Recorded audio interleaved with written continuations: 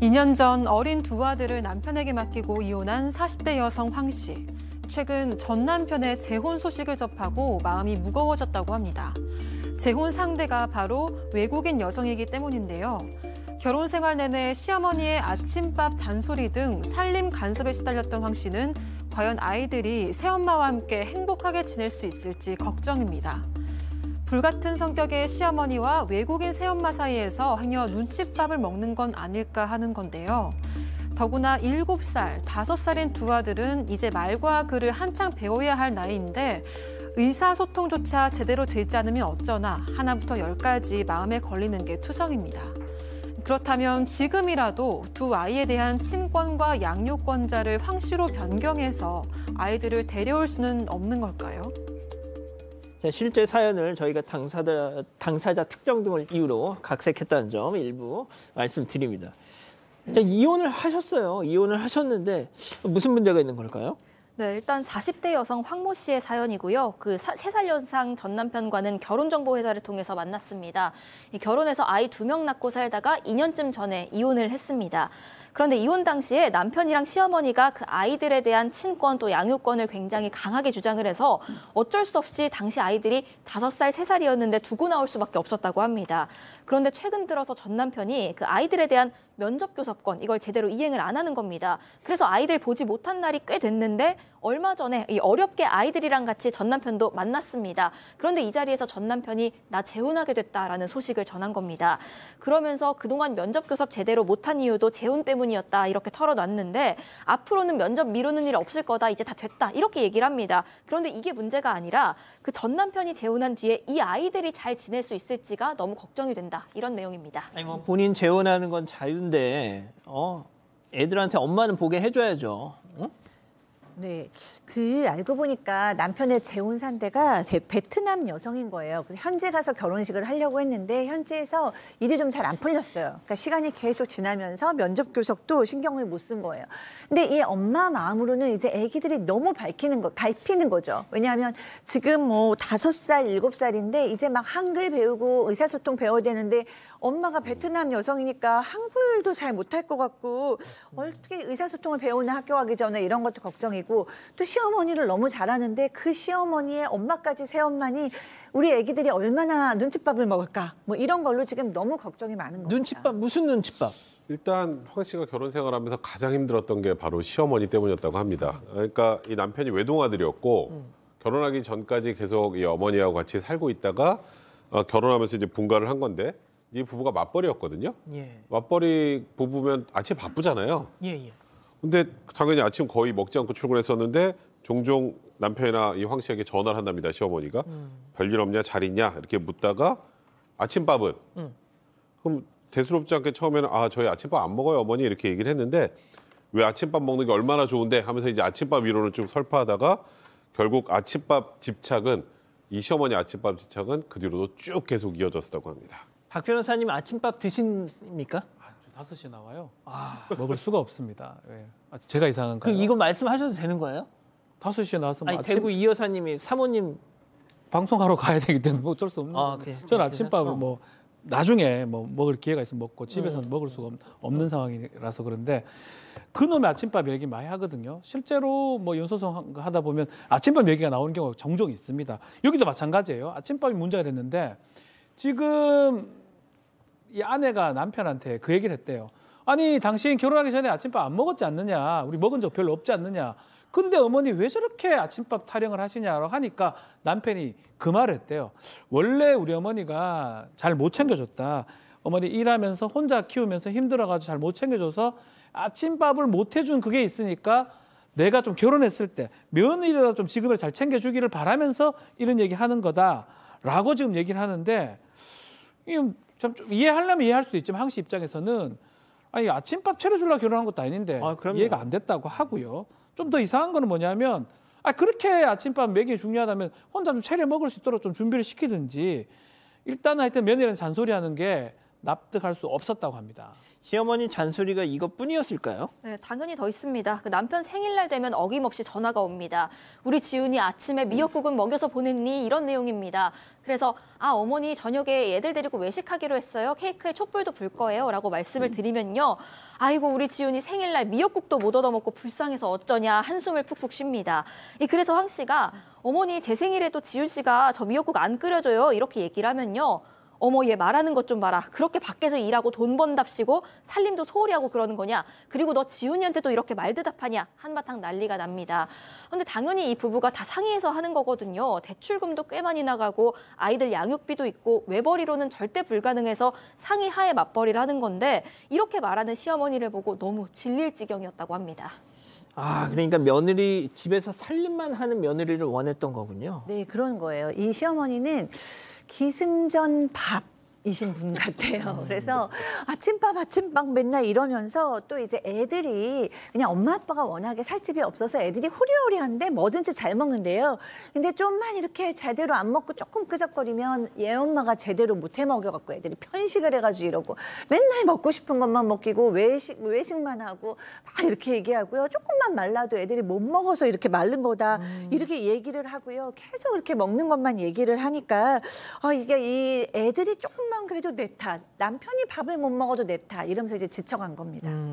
보통 저렇게 우리 아들 그냥 아침밥을 못 먹어서 그냥 헬쭉해졌네 했는데 보면 100kg가 넘습니다. 보통 그런 경우 많아요. 그러니까요. 근데 참 이게 저도 이게 좀 이해는 좀 안 되는데 근데 이제 이 남편도 신혼 초에는 안 그랬대요. 그런 얘기하면 아니 아침밥 원래 안 먹는 건데 왜 그래? 뭐 이렇게 해서 오히려 시어머니한테 뭐라고 했다고 하는데 아이 둘 낳고 시간이 점점 길어지면서 이제 아내가 힘들어하고 불만은 듣는 둥, 많은 둥 관심도 없고 그래서 이제 이 황 씨가 시어머니에 대한 불만을 남편한테 얘기를 하면 요즘에 이런답니다. 자식 걱정하는데 도대체 너 왜 그러냐? 지금까지 어머니 말씀 다 모셔놓고 왜 화를 내냐?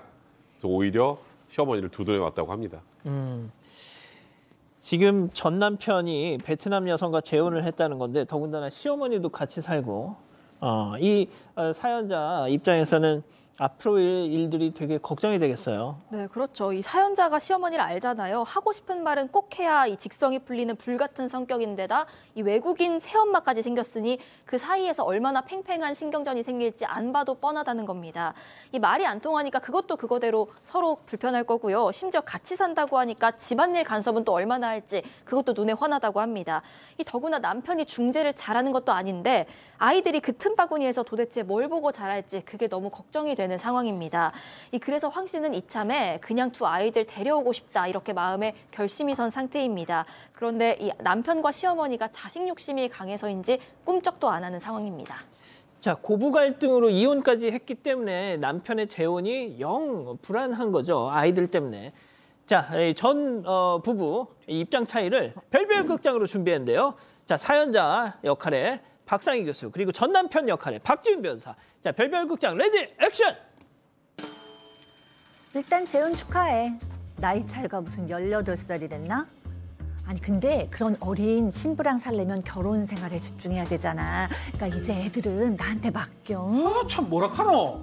이제 아들도 이쁘고 살림살이 잘하는 새엄마 생겨서 앞으로 두두두두두두 잘 살 끼다. 우리 엄마도 옆에 딱 붙어 있고 새며느리 잘 도와주고 있대.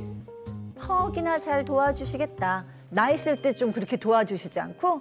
아유, 내가 그때 들은 아침밥 잔소리 때문에 지금도 아침마다 내가 가슴이 답답해. 그리고 그 새 와이프한테 꼭 말해줘. 아침밥은 필수라고. 안 그래도 지금 아침마다 7첩 반상을 먹고 있다.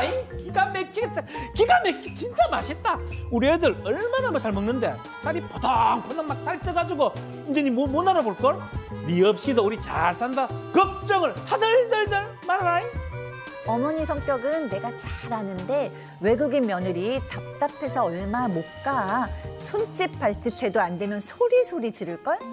근데 애들이 얼마나 불안하겠어? 눈칫밥도 먹어야 되고. 나 그 꼴 절대 못 봐. 그리고 당신 애 안 낳을 거야? 나? 애 셋 힘들어. 우리 애는 내가 데려간다고 할 때 그냥 주라. 응? 절대 못 준다. 애들한테는 당신보다 그 외국인 새엄마 훨씬 낫다. 내가 재혼하면서 뭐 나 좋으라고 재혼한 줄 아나? 다 애들 잘 키우려고 한기고 우째 내가 알을 주겠노? 꿈을 딱 깨라. 정신 차리라.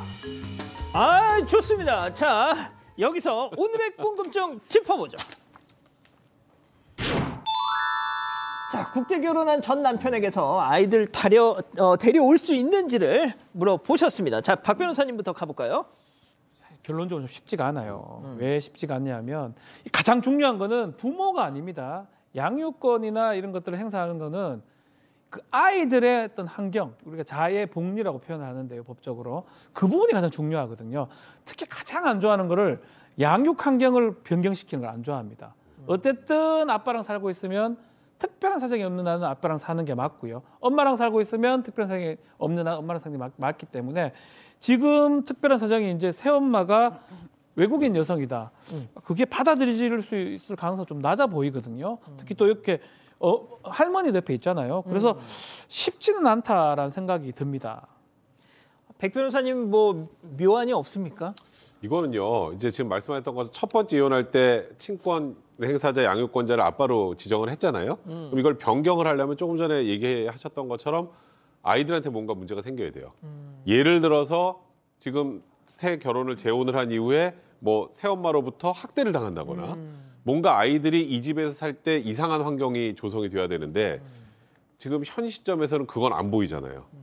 그러니까 뭐 재혼을 했다는 이유 혹은 또 외국인과 결혼했다는 이유 이런 것만 가지고는 아이의 복리에 변화가 생겼다고 보기는 좀 어렵습니다. 그래서 현 시점에서는 좀 남편이 전향적으로 변하지 않는 이상은 남편과 협의가 되지 않는 이상은 법원에 청구한다고 현재 승소 판결받기 좀 어려운 상황이 아닌가 싶습니다.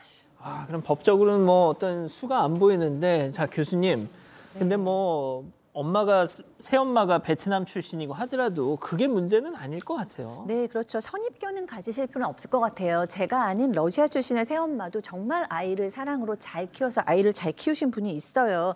근데 이제 아이들 쪽에서 생각을 해보면 다소 어려움은 있을 수 있죠. 그러니까 의사소통에도 조금 문제가 있을 수도 있고 또 새엄마가 내 진짜 친엄마가 빈자리에 새엄마가 온 것 자체로도 좀 스트레스가 있을 수 있는데 애들이 너무 어리고 거기에 이제 어떻게 말해보면 약간 다문화 가정의 느낌이 있는 거잖아요. 그러니까 이 아이들을 좀 유심히 살필 필요는 있고 아이들하고 소통을 계속 규칙적으로 좀 이뤄가고 이 아빠하고도 계속 소통을 잘 해서 이 아이들이 어려움이 있는가는 유심히 살펴볼 필요가 있을 것 같습니다. 자, 우리 가족 여러분들 뭐라고 하시나요? 네, 치밀엄님, 저런 시어머니는 딸 손주면 모를까 아들 손주는 절대 포기 안 할 것 같습니다. 겨울이야기님, 또 애기들만 불쌍하죠. 이불박 풍경님, 그 외국인 여자는 또 얼마나 더 시달릴까요? 이런 의견 주셨고요. 그런데 문도님, 아이들 두고 이혼했으면 그만이죠. 이제 와서 어쩌겠어요? 이런 반대 의견도 있었습니다. 자, 신세라님, 아유, 박지훈 여기 있기엔 너무 아깝다 그러셨어요. 예, 이미 이 전문 연기자로 또 부업을 하고 계시니까요. 고민 중개사가 왔습니다. 와우! 가족 여러분의 고민 제가 공짜로 중개해 드립니다.